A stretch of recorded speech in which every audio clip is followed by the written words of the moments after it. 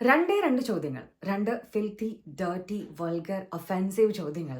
18 million followers ഉള്ള ഒരു ഇൻഫ്ലുവൻസറിന്റെ career ഒരു വലിയ ക്വസ്റ്റ്യൻ മാർക്കിൽ കൊണ്ടുവച്ചിരിക്കുന്ന ഒരു കാഴ്ചയാണ് കഴിഞ്ഞ 2 ദിവസമായിട്ട് നമ്മൾ നമ്മുടെ നാട്ടിലെ അങ്ങോളം ഇങ്ങോളമുള്ള ന്യൂസ് പ്ലാറ്റ്ഫോംസിലും സോഷ്യൽ മീഡിയ പ്ലാറ്റ്ഫോംസിലൊക്കെ കണ്ടുകൊണ്ടിരിക്കുന്നത്.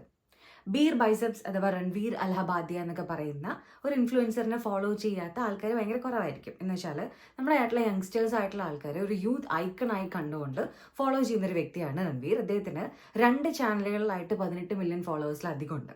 അപ്പം അറിയാത്തവർക്ക് വേണ്ടിയിട്ട് പറയുകയാണെങ്കിൽ ഇദ്ദേഹം ഇന്ത്യൻ കൾച്ചർ, പിന്നെ ഹിന്ദുയിസം, ഹെൽത്ത് ആൻഡ് ഫിറ്റ്നസ്, ഇങ്ങനത്തെ ഒത്തിരി കാര്യങ്ങൾ കോണ്ടന്റ് ആക്കിയിട്ട് അപ്ലോഡ് ചെയ്തുകൊണ്ടിരിക്കുന്ന ഒത്തിരിയധികം യങ്സ്റ്റേഴ്സിനെ വലിയ രീതിയിൽ സ്വാധീനിച്ചുകൊണ്ടിരിക്കുന്ന ഒരു ഇൻഫ്ലുവൻസറാണ്. ഈ അടുത്ത് അദ്ദേഹത്തിന് ബെസ്റ്റ് ക്രിയേറ്റർക്കുള്ള നാഷണൽ അവാർഡും ലഭിച്ചിട്ടുണ്ടായിരുന്നു. അപ്പോൾ ഇതൊക്കെയാണ് രൺവീറിന്റെ ഒരു ബാക്ക്ഗ്രൗണ്ട് എന്ന് പറയുന്നത്. ഇനി എന്താണ് അദ്ദേഹത്തിന്റെ കരിയറിന് ഇത്ര പ്രശ്നം ഉണ്ടാക്കിയ 2 ചോദ്യങ്ങൾ എന്ന് ചോദിച്ചാൽ, നമ്മളത് എത്രയൊക്കെ വൾഗർ അല്ലാതെ പറയാൻ ശ്രമിച്ചാലും അതിനകത്ത് കുറച്ച് ആ ഒരു വൾഗാരിറ്റി നിൽക്കും എന്നുള്ളതാണ് ആ 2 ചോദ്യങ്ങളുടെ ഒരു പ്രത്യേകത. അപ്പം എന്തായാലും നമുക്ക് നമ്മുടേതായിട്ടുള്ള രീതിയിൽ പറയാൻ ശ്രമിക്കാം. ഒരു കോണ്ടസ്റ്റന്റിനോട്, ഇന്ത്യാസ് ഗോട്ട് ലൈറ്റർ എന്ന് പറയുന്ന ഒരു ഷോയിൽ ഒരു കോണ്ടസ്റ്റന്റിനോട് ചോദിച്ചിട്ടുള്ള 2 ചോദ്യങ്ങളാണ് കേട്ടോ.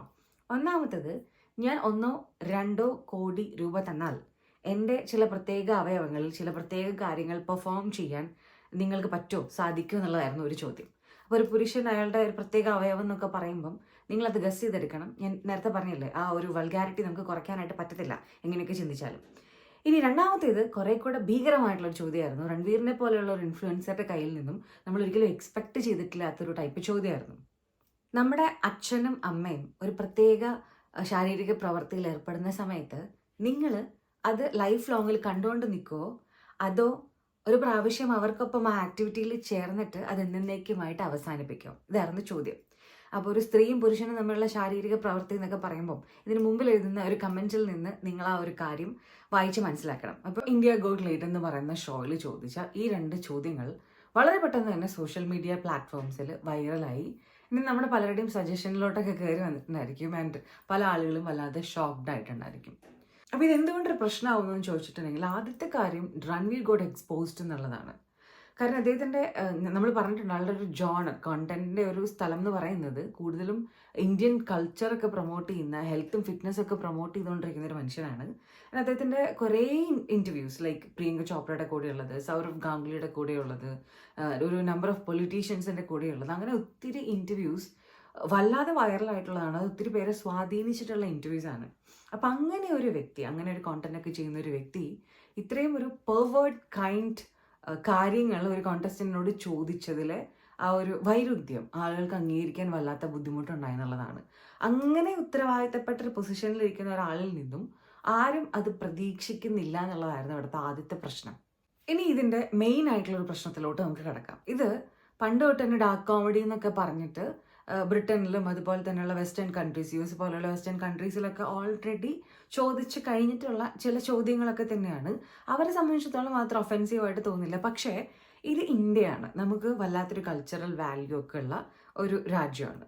ഇപ്പം നമ്മളുടെ നാട്ടിലുള്ള ഈ ഒരു കൾച്ചറും അതിനെ അത്യാവശ്യം നല്ല ഭംഗിയായി കൊണ്ട് നടക്കുന്ന ആളുകളും ഇല്ലാത്തത് കൊണ്ടാണ് ബ്രിട്ടനിലും US നമ്മൾ ഇന്ന് വോക്കിസത്തിൻ്റെതായിട്ടുള്ള ഭയങ്കര ഭീകരമായിട്ടുള്ള പ്രശ്നങ്ങളും യൂത്തിൻ്റെ കയ്യിലുള്ള ആ ഒരു സ്വഭാവ ദൂഷ്യങ്ങളൊക്കെ കൂടുതലായിട്ട് കണ്ടുകൊണ്ടിരിക്കുന്നത്.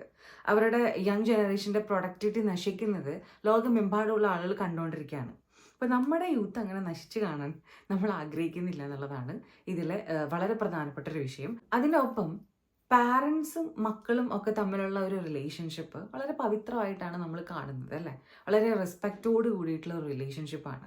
അപ്പം അതിൻ്റെയൊക്കെ ഉള്ളിൽ ഇത്തരം വൾഗാരിറ്റി കുത്തിക്കയറ്റിക്കൊണ്ട് ഇത്തരം വൾഗറായിട്ടുള്ള കാര്യങ്ങൾ നോർമലൈസ് ചെയ്യുന്നത് ഒരു കാരണവശാലും ഒരു സൊസൈറ്റിക്ക് ഗുണം ചെയ്യില്ല. അപ്പം നമുക്കറിയാം, നമ്മളെല്ലാവരും തന്നെ ഇപ്പോൾ നമ്മുടെ പാരൻസ് നമുക്ക് എന്തൊക്കെ ചെയ്തു തന്നാലും എന്തെങ്കിലുമൊക്കെ ഒരു കുറ്റം കണ്ടുപിടിച്ച് പരാതിയൊക്കെ പറയുന്ന കൂട്ടത്തിലുള്ള കുട്ടികളാണ്. അപ്പോൾ ആ കൂട്ടത്തിൽ എല്ലാവരുടെ കാര്യമല്ല പറഞ്ഞത്, അങ്ങനെ ചെയ്തിട്ടുണ്ടായിരിക്കും ഒരു കുട്ടി അയാളുടെ ലൈഫിൽ പലപ്പോഴും. അപ്പം അതിൻ്റെയൊക്കെ കൂട്ടത്തിൽ കൂടെ ഇത്തരത്തിലുള്ള വളരെ മോശം കോണ്ടന്റ് നോർമലൈസ് ചെയ്ത് തരുന്നത് നമ്മുടെ സൊസൈറ്റീനെ, നമ്മുടെ യൂത്തിനെ വല്ലാത്ത മോശമായിട്ടുള്ള രീതിയിൽ ബാധിക്കും. വലിയ മറ്റൊരു പ്രശ്നം എന്ന് പറയുന്നത്, ഇത്തരം കാര്യങ്ങളെ നമ്മൾ നോർമലൈസ് ചെയ്താൽ, ഇത്തരത്തിലുള്ള വൾഗർ ക്വസ്റ്റ്യൻസിനെ നമ്മൾ നോർമലൈസ് ചെയ്താൽ നാളെ റേപ്പും അസോൾട്ടും പോലെയുള്ള കാര്യങ്ങളൊക്കെ നോർമലൈസ് ചെയ്തുകൊണ്ട് ആളുകൾ അതിനെയൊക്കെ ജോക്കാക്കി മാറ്റുന്ന കാഴ്ചയൊക്കെ നമ്മൾ കാണേണ്ടതായിട്ട് വരും. നമ്മുടെ സൊസൈറ്റിയിൽ ആവശ്യത്തിൽ കൂടുതൽ ക്രൈം അല്ലെങ്കിൽ തന്നെ ഉണ്ട്. അതിനെ കൺട്രോൾ ചെയ്ത് നിർത്താൻ വേണ്ടിയിട്ടാണ് എല്ലാ ഒഫീഷ്യൽസും എല്ലാ അതോറിറ്റിയും ട്രൈ ചെയ്തുകൊണ്ടിരിക്കുന്നത്. അപ്പം അതിൻ്റെ ഇടയിൽ കൂടെ ഇങ്ങനെയുള്ള കാര്യങ്ങളെ ഈ സൊസൈറ്റിയിൽ നോർമലൈസ് ചെയ്യാൻ നമുക്ക് ഒരിക്കലും അനുവദിക്കാൻ പറ്റില്ല. ഇനി ഇത്രയും പറയുന്ന കൂട്ടത്തിൽ ഒരു കൺഫെഷൻ കൂടെ സത്യത്തിൽ എനിക്ക് നടത്തേണ്ടതായിട്ടുണ്ട്. കാരണം ഒരു 5-6 ഇയേഴ്സ് മുമ്പുള്ള ഒരു ഞാനായിരുന്നെങ്കിൽ ഉറപ്പായിട്ടും ഇതൊക്കെ ഇത്ര വലിയ ഡീലായിട്ട് കാണേണ്ടതുണ്ടോ, ഇതിനൊക്കെ അർഹിക്കുന്ന എന്താ പറയുക ഒരു പരിഗണനയിൽ തള്ളിക്കളഞ്ഞാൽ പോരെ എന്നൊക്കെ ഞാനും ചിന്തിച്ചേനെ. പക്ഷേ നമ്മുടെ നാട്ടിലെ യൂത്തിനെ ഈ പ്രത്യേകിച്ച് ഈ ഇന്ത്യാസ് ഗോട്ട് ലേറ്റൻറ്റ് പോലെയുള്ള ഷോകൾ ഏറ്റവും കൂടുതൽ സ്വാധീനിക്കുന്നത് നമ്മുടെ നാട്ടിലെ ചെറിയ കുട്ടികളെയും ന്യൂ ജൻ എന്നൊക്കെ നമ്മൾ പറയുന്ന അടുത്ത പ്രൊഡക്റ്റീവ് ആയിട്ടുള്ള ഒരു ജനറേഷനെയും ആണ്. ഇതൊക്കെ കാണാത്തത് അൺകൂളാണ് എന്ന് വിശ്വസിക്കുന്ന തരത്തിലോട്ട് നമ്മുടെ ജനറേഷൻ മാറിക്കൊണ്ടിരിക്കുന്ന ഒരു സമയത്ത് ഇങ്ങനെയുള്ള കോണ്ടന്റുകൾക്കൊക്കെ കൂച്ചുവിലം കിട്ടേണ്ടത് വളരെ ആവശ്യമായിട്ടുണ്ട്. കാരണം ഇതിൻ്റെ ഇൻഫ്ലുവൻസ് അതിഭീകരമായിരിക്കും. അപ്പോൾ ഇത് അമ്മാവൻ സിൻഡ്രോം അല്ല, നേരെ മറിച്ച് സൊസൈറ്റിയോടുള്ള നമ്മുടെ റെസ്പോൺസിബിലിറ്റിയാണ്. അതുകൊണ്ട് തന്നെ ഇങ്ങനെയുള്ള 2 ചോദ്യങ്ങളെ ഒരിക്കലും ഒരു ഡാർക്ക് കോമഡി ആയിട്ടോ ഫണ്ണായിട്ടോ അല്ലെങ്കിൽ ഇത് ഭയങ്കര നിസ്സാരമായിട്ട് തള്ളിക്കളയേണ്ട ഒരു കാര്യമായിട്ട് എനിക്ക് തോന്നുന്നില്ല. ഇതിനൊരു കൈൻഡ് ഓഫ് പെർവേർട്ടഡ് സ്റ്റേറ്റ്മെൻ്റ് ആയിട്ട് അല്ലെങ്കിൽ മോർ ദാൻ ഒഫെൻസീവ് ആയിട്ട് മാത്രമേ കൺസിഡർ ചെയ്യാൻ പറ്റത്തുള്ളൂ. ഇനി രൺവീർ അലഹബാദിയ ചെയ്തിട്ടുള്ള ഈ ഒരു കാര്യം അത്ര വലിയ പ്രശ്നമായിട്ട് നിങ്ങൾക്ക് തോന്നുന്നില്ലെങ്കിൽ ജസ്റ്റ് ഇമാജിൻ നമ്മുടെ നാട്ടിലെ ഒരു പൊളിറ്റീഷ്യനോ ലാലേട്ടനെയോ മമ്മൂക്കയോ പോലെയൊക്കെയുള്ള ഒരു വലിയ നടനോ ഒക്കെയാണ് ഇങ്ങനത്തെ സ്റ്റേറ്റ്മെൻറ്റ്സ് പറഞ്ഞിരുന്നതെങ്കിൽ എന്താകുമായിരുന്നു അവസ്ഥ എന്ന് നിങ്ങൾ ചിന്തിച്ചാൽ മതി. അതേപോലെയൊക്കെ തന്നെയാണ് ഇത്രയും വലിയൊരു ഇൻഫ്ലുവൻസർ ഇത്രയും മോശം കാര്യം പറയുമ്പോൾ സംഭവിക്കുന്നത്. സോഷ്യൽ മീഡിയ കോണ്ടന്റിന് നല്ല രീതിയിലുള്ള സെൻസർഷിപ്പ് ഏർപ്പെടുത്തുക എന്നുള്ളതാണ് അതോറിറ്റിയുടെ ഭാഗത്ത് നിന്ന് ചെയ്യേണ്ടുന്നൊരു കാര്യം. ഇനി ഓഡിയൻസ് എന്നുള്ള രീതിയിൽ നമുക്ക് ചില ഉത്തരവാദിത്തങ്ങളുണ്ട്. നമ്മൾക്ക് നമ്മുടെ പവർ കാണിക്കാനായിട്ട് സാധിക്കും. ഇപ്പോൾ ഇത്തരത്തിലുള്ള ഇവരുടെയൊക്കെ ഫോളോവേഴ്സ് എന്നുള്ള രീതിയിൽ ഇത്തരത്തിലുള്ള കോണ്ടന്റ് ഇവർ ചെയ്യുന്ന സമയത്ത് നമ്മുടെ കോമൺ സെൻസ് ഉപയോഗിച്ചുകൊണ്ട് അതിനൊക്കെ ഭയങ്കര ഫണ്ണായിട്ട് തള്ളിക്കളയാണ്ട് കോമൺ സെൻസ് ഉപയോഗിച്ചുകൊണ്ട് നല്ല രീതിയിൽ ഇതിനെ വിമർശിക്കാൻ നമുക്ക് സാധിക്കണം. ഇങ്ങനെയൊക്കെ ചെയ്താലേ ഒരു പരിധി വരെയൊക്കെ ഇത്തരം കോണ്ടന്റുകൾ ഇവർ പ്രോത്സാഹിപ്പിക്കാതിരിക്കത്തുള്ളൂ. പിന്നെ മാതൃകാപരമായിട്ട് ഇത്തരത്തിലുള്ള ആളുകൾക്ക് വേണ്ടുന്ന ശിക്ഷകൾ നൽകുക.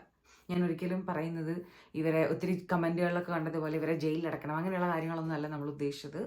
എല്ലാ ആളുകൾക്കും വ്യക്തമായിട്ട് മനസ്സിലാകുന്ന തരത്തിലുള്ള ചില ആക്ഷൻസ് ആണ് ഇതിനെതിരെയൊക്കെ അതോറിറ്റി എടുക്കേണ്ടതായിട്ടുള്ളത്.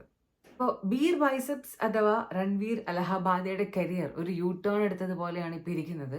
എന്ത് സംഭവിക്കും ആ കരിയറിനെന്നൊക്കെ നമുക്ക് ഭാവിയിൽ നോക്കിയിരുന്ന് കാണാം. ഒരു കാര്യം നമ്മൾ ഉറപ്പായിട്ടും മനസ്സിലാക്കേണ്ടതായിട്ടുണ്ട്. ബിഗ് പ്ലാറ്റ്ഫോംസിൻ്റെ കൂടെ ബിഗ് റെസ്പോൺസിബിലിറ്റീസും വരുന്നുണ്ട്. സോ സൂക്ഷിച്ചാൽ ദുഃഖിക്കേണ്ട. പ്ലസ് ഇത്തരത്തിലുള്ള വളരെ മോശം കോണ്ടന്റിനെ യാതൊരു കാരണവശാലും പ്രോത്സാഹിപ്പിക്കാണ്ടിരിക്കുക.